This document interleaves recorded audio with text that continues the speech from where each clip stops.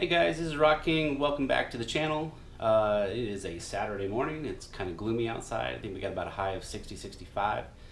But today is the training class for the autocross. Getting ready to head out here in just a few minutes. Anyway, I have no idea what to expect at this point. I was told just to make sure I had a helmet. I am good there. But anyway, we'll see what happens. I don't know if it's going to be mostly class and learning or if it's going to be some drive time as well. I'll take some video, take some photos, and see what happens. Alright, see you in a bit. Alright, and we're here, and we got some Corvettes already showing up. We're about half hour early getting checked in. Got my waiver done, and we're just watching some Corvettes pull in. That one looked very familiar. Might be the same year. Anyway, got my pack I gotta go through. We gotta do a tech inspection, and yeah, we'll just see how this goes. This is fun so far.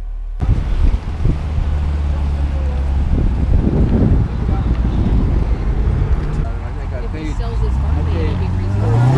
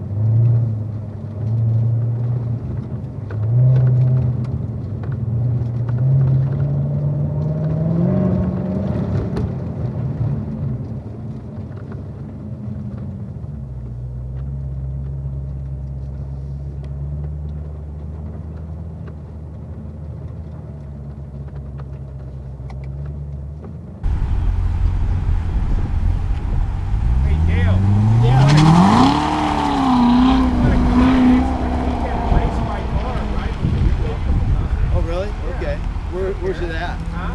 Where's it gonna be at? Oh, that's right. Yeah. So if you want to come out, come out. Yeah, I might do that.